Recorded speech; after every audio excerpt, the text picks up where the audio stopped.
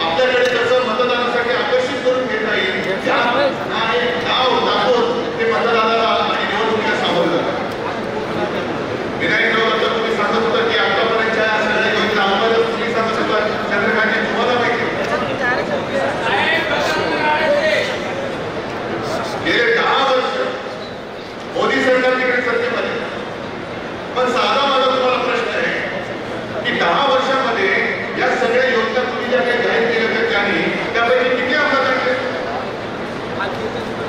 आणि जेव्हा ही शेतकऱ्याची वीज बिल माफीची घोषणा केली, माझा हा सुद्धा जाहीर मागणं आहे की नुसतं वीज बिल माफ करू नका, शेतकऱ्याची संपूर्ण थकबाकी आहे ती माफ करा आणि मग वीज बिल माफ करा.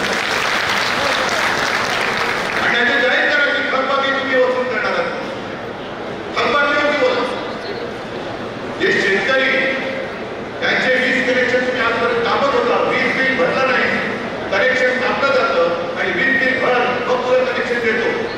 ऐकलं असं आता ती जी काही थकबाकी आहे ती सुद्धा याच अधिवेशनामधून त्यांनी काढ. हे सरकार तिकडे बसलंय जुबलेबाज, त्यांनी जाहीर करावं की वीज बिल आम्ही माफ करतोच आहोत, पण थकबाकी सकट वीज बिल माफ करतो. आणि काही काही अनुभव गेल्या काही वर्षात आपल्याला आले. हेच ते संभाजीनगर साधारण किती साल असेल कल्पत नाही. सुशील कुमार शिंदे मुख्यमंत्री होते आणि शिवसेना प्रमुखांनी जाहीर केलं होतं की आमचं सरकार आल्यानंतर आम्ही शेतकऱ्याचं वीज बिल माफ करू. ही घोषणा केली. संपूर्ण महाराष्ट्रामध्ये लाट उसळली. सुशील कुमार शिंदेने काय केलं?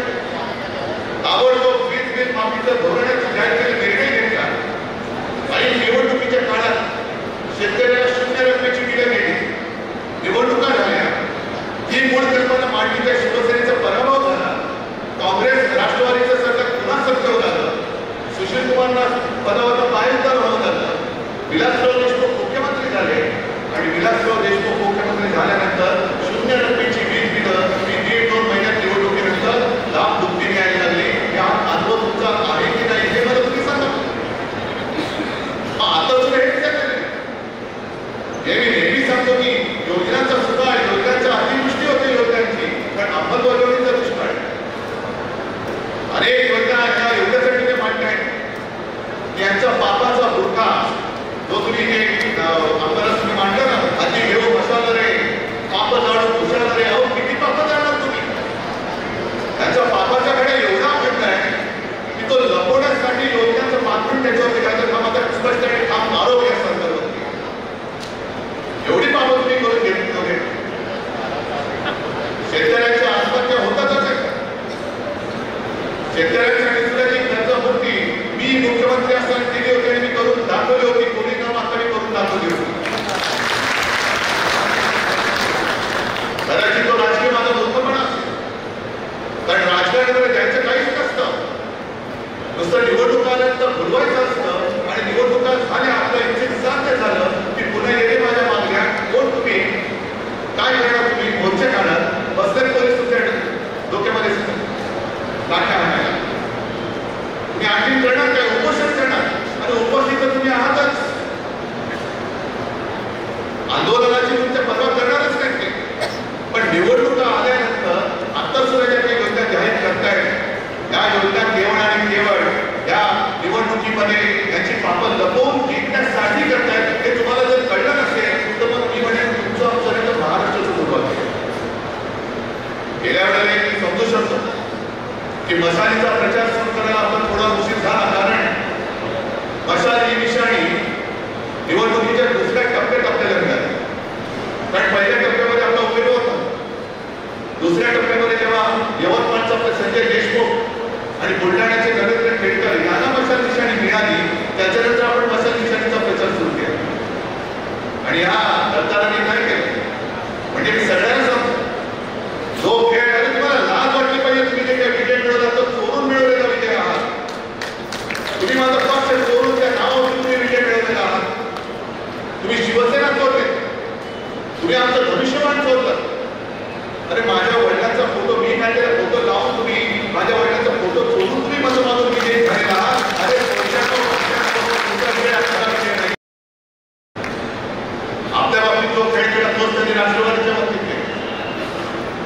पवार साहेबांचा सुद्धा राष्ट्रवादी पक्षात सोडून दुसऱ्याला गेला, चिन्ह पण द्यायला दिलं आणि परत पवार साहेबांचा फोटो जेव्हा वापरला. मग तुम्ही म्हणाल जसं पवार साहेबांनी फोटो जाऊन त्याला बंदी केली तसं तुम्ही काय नाही केलं? तुम्हाला कोणी अडवलं? बरोबर आहे तुमचं. पण महत्वाचा फरक काय आहे? की आपल्या शिवसेना प्रमुखांचं नाव, हिंदू हृदय सम्राटांचं नाव त्यांनी राष्ट्रपुरुषांच्या यादीत टाकलं. आपल्याला काय वाटतं की काय प्रेम आहे, मोदीबाबांचं प्रेम आलं म्हणून त्यांनी एका पुण्य पवित्र भावनेने शिवसेना प्रमुखांचं नाव यादीमध्ये टाकलं नाही. तेव्हापासून यांची कपट कारस्थानं सुरू झाली होती आणि राष्ट्रपुरुषाच्या यादीत नाव टाकल्यानंतर त्यांच्या फोटोचा वापर कोणी करू शकतं, तो मोदींनी स्वतः केला. पवारसाहेब आज आहेत आणि पवारसाहेब तिथे उभे राहतील, तो पक्ष हे जनतेला कळतं. पण ग्रामीण भागात आणि शहरामध्ये सुद्धा हिंदू हृदय सम्राटांचा फोटो लावायचा, खाली धनुष्यबाण लावायचं आणि बाळासाहेबांचं धनुष्यबाण म्हणून मतं मागून तुम्ही लोकांना फसवून निवडून आलेला आहात. मला अभिमान आहे. मी बाळासाहेबांचे संस्कार घेऊन, तुम्ही चोरलेलं धनुष्यबाण घेऊन सुद्धा मी मशाल घेऊन तुमच्या समोर जे काही लढाई आहे ती लढून दाखवलेली आहे, ती सुद्धा दाखवलेली आहे. आता आपल्याला कोणी थांबवू शकत नाही, कारण अनेकांना हा प्रश्न होता आणि मला सुद्धा काय करायचं सांगितलं, शहरी लोकांनी सांगितलं, अगदी हिंदी भाषिक अमराठी लोकांनी सांगितलं, उद्धव जी हम तो आपको वोट देना चाहते थे लेकिन क्या करे गलती से वो एंड एरो का बटन दबाया. मग त्याने कळलं अरे वो एंड एरो तर यांचं नाही, आता यांची मशाल आहे. आता सगळं दूर झालेलं आहे. आता मशाल आणि मशाल घेऊन गावागावांचा आणि जिथे जिथे यांची पाप असेल, जिथे जिथे यांचा अन्याय असेल, तो अशी मतं जागृती तुम्ही करा की त्या मतांच्या माध्यमातून हे सरकार आणि यांची पापं एक विशाल जाळून टाकलं, निवडणुकीत यांची पापं जाळून टाकलं. पण हा संभाजीनगर हा जिल्हा आहे. आता सुद्धा इकडे काही गुन्हेगारीचे प्रश्न घेऊन दोन लोक उभी आहेत.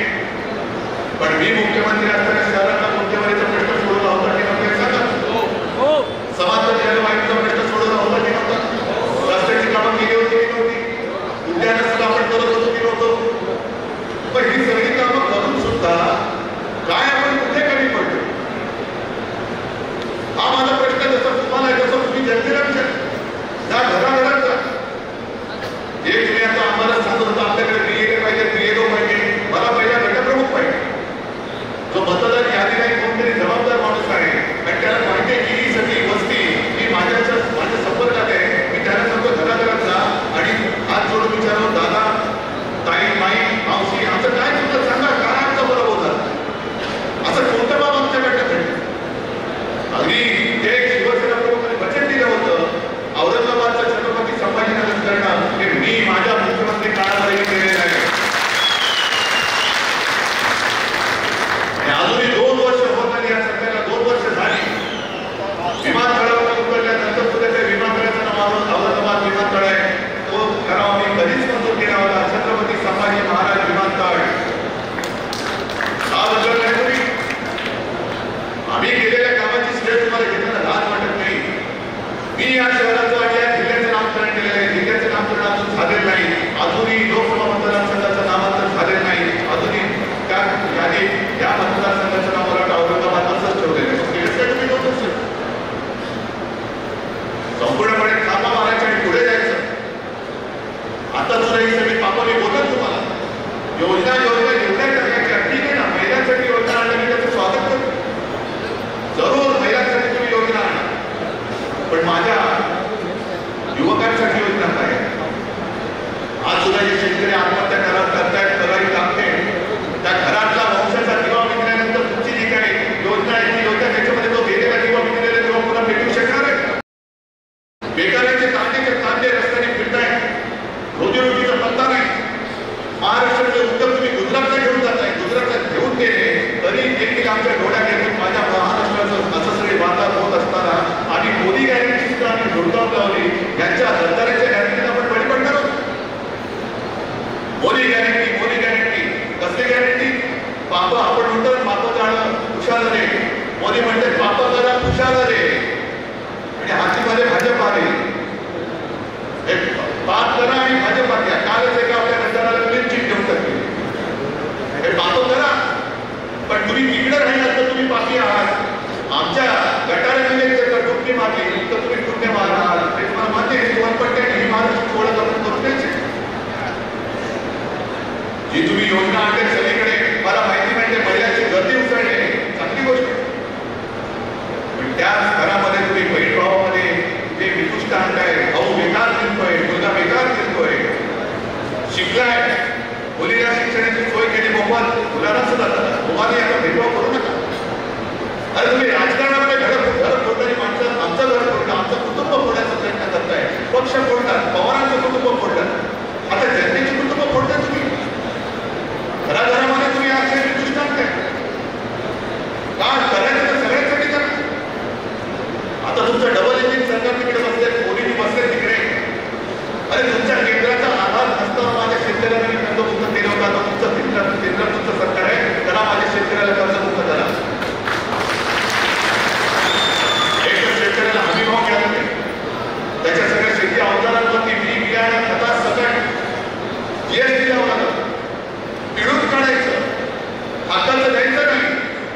उपकार केल्यासारखं काय ते तुमच्या तोंडातून फेकायचं हा भीक मागण्याचा प्रकार यापूर्वी महाराष्ट्रामध्ये कधी झाला होता आणि यापूर्वी सुद्धा आम्ही भोगला.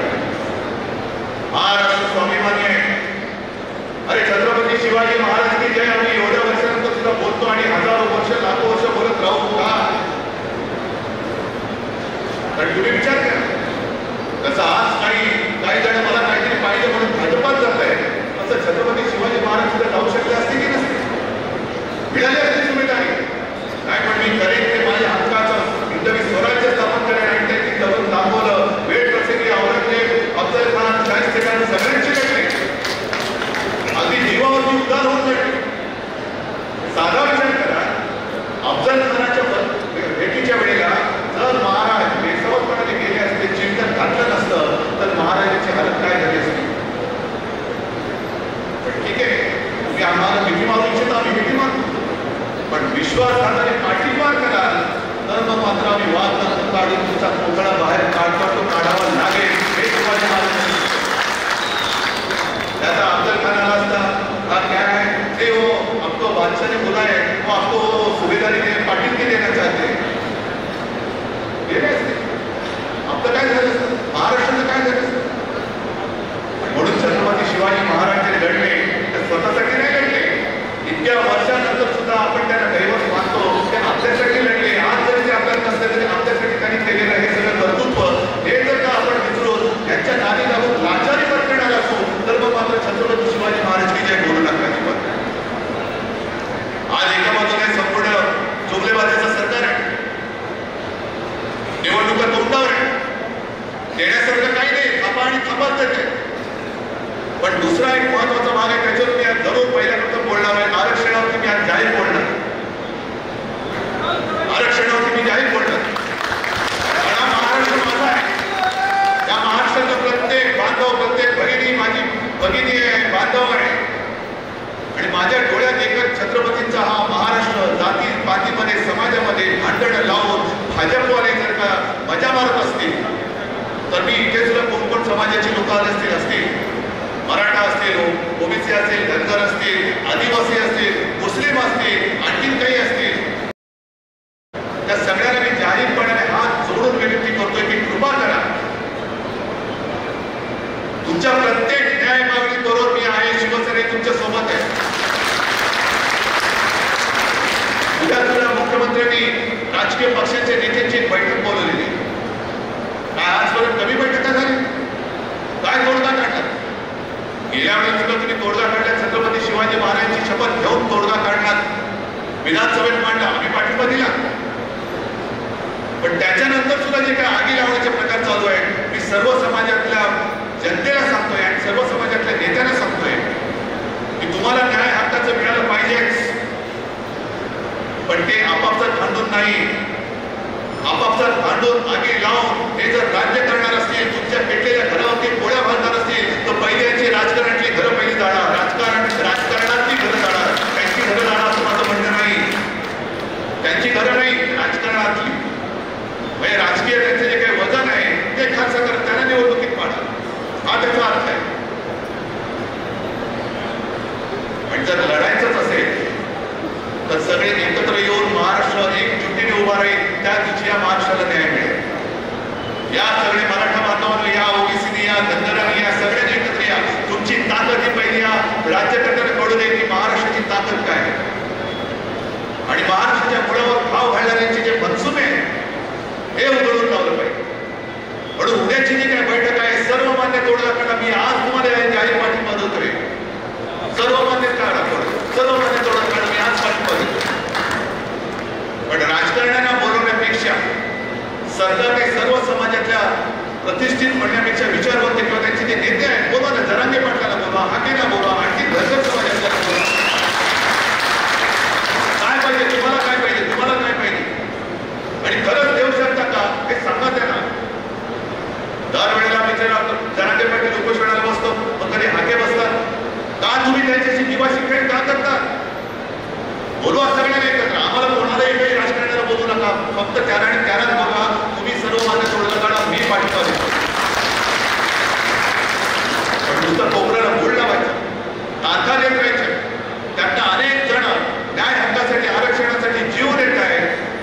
जीव जात आहेत, पिढ्या संपत आहेत, पण लढा संपत नाहीये.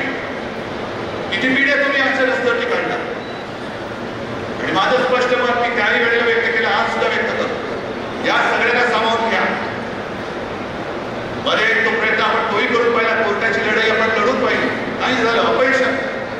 मग आमच्यावरती आरोप झाले की बघा आम्ही जिंकलेलो लढाई ही आहे. बिहारने कसं केलं बघा, आता बिहारचं आरक्षण सुद्धा कोर्टाने रद्द केलं.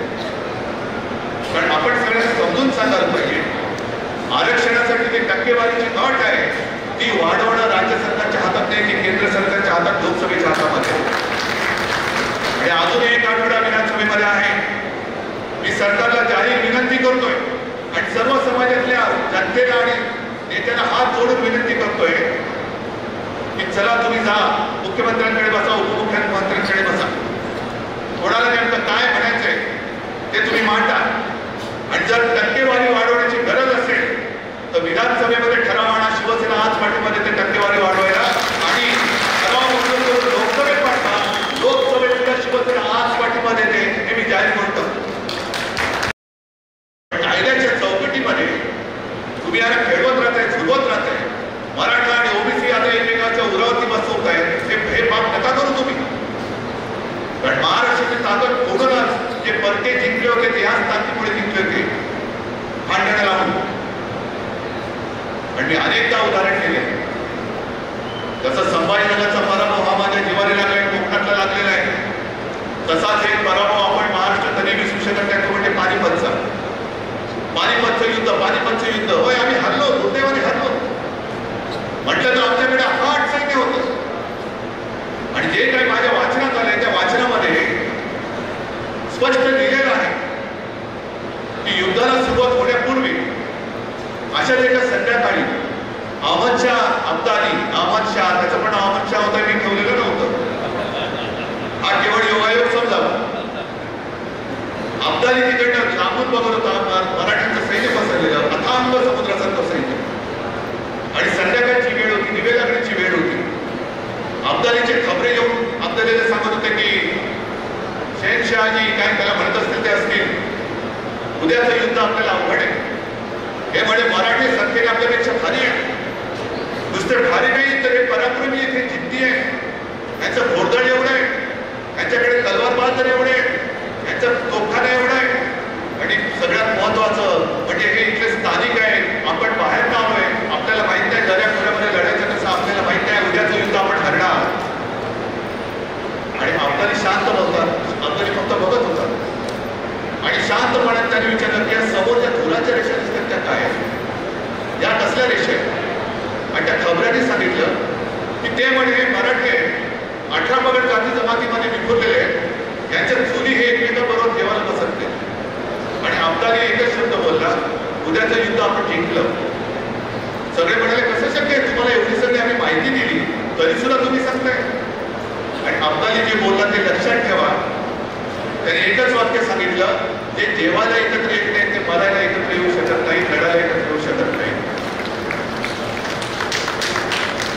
औरंगजेब सुद्धा हेच म्हणून गेले, औरंगजेबाने सुद्धा आपल्या मराठ्यांचं हेच वर्णन केलं, मराठा म्हणजे संपूर्ण 18 पगड जाती जमातीत विखुरलेला माझा मराठी. स्वतः औरंगजेब म्हणालेला आहे की ह्या पहाडी मुलकात हे मराठी पराक्रमाच्या बाबतीत तमाम दुनियेला भारी आहे.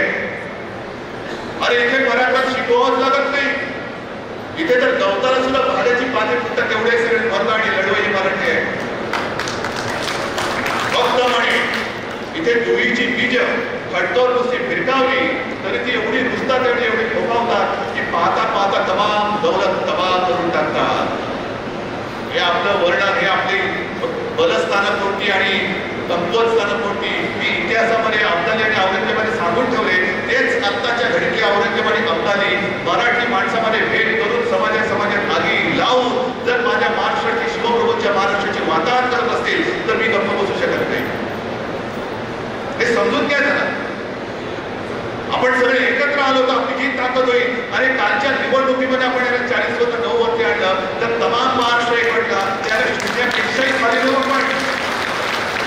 किती दिवस तुम्ही यांच्या पोळ्या भाजल देणार तुम्ही? म्हणून मराठा समाजाला सुद्धा माझं आवाहन आहे, अगदी जरांगे पाटलांना आवाहन आहे, ओबीसीला आवाहन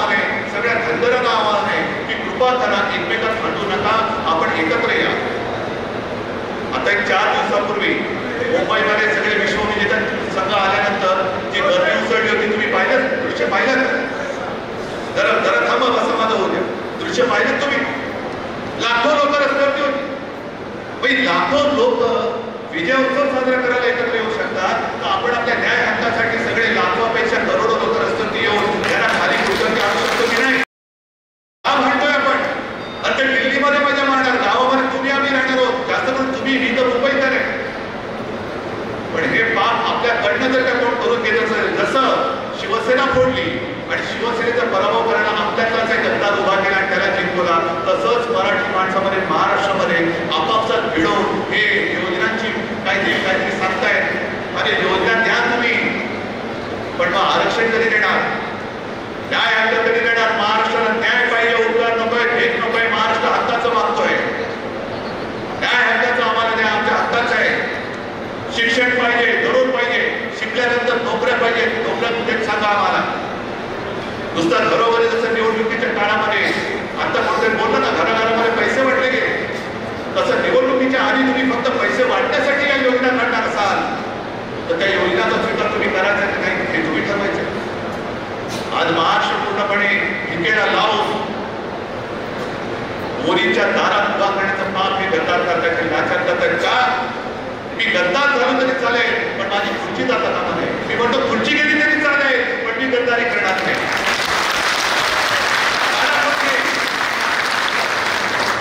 पण माझी खुर्ची गेल्यानंतर सुद्धा मी माझ्या या समाजामध्ये आणि जनतेमध्ये बेराशर कधी फिरू शकतो.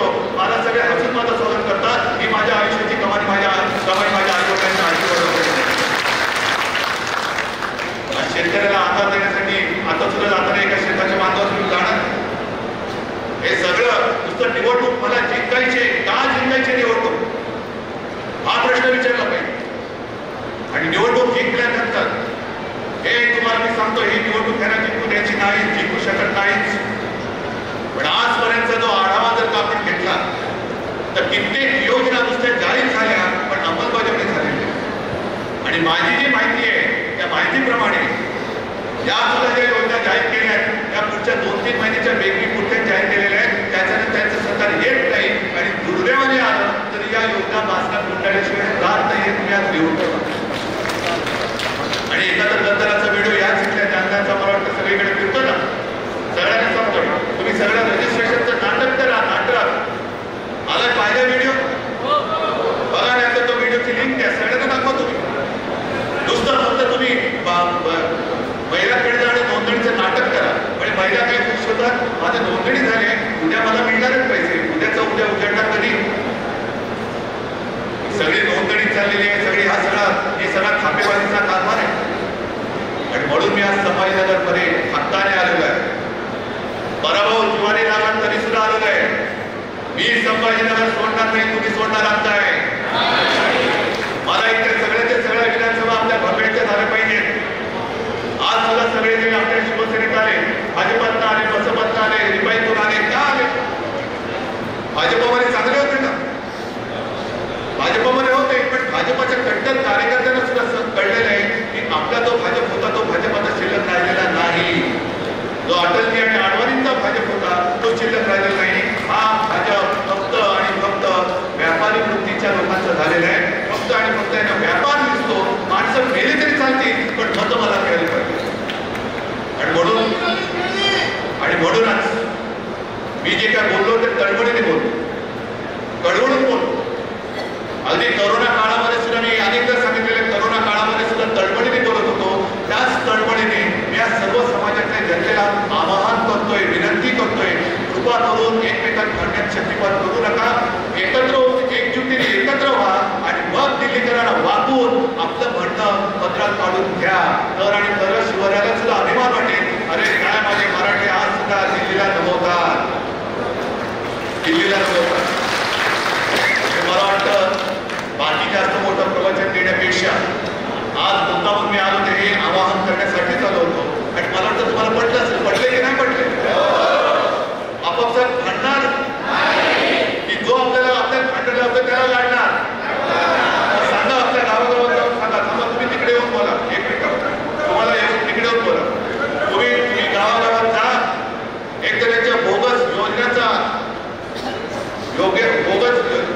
भांडाफोड करा आणि सर्व समाजात सांगा, अरे तू आणि मी एक आहोत, आपण महाराष्ट्राच्या मातीचे लेकरं आहोत. या उतऱ्यांवरती विश्वास ठेवू नका आणि जे आपल्यात आगी लावतील मी सगळ्यांना सांगतोय त्यांना दूर ठेवा आणि महाराष्ट्र पवित्र राखा. सगळ्यांना धन्यवाद देतो, शुभेच्छा देतो. जय हिंद.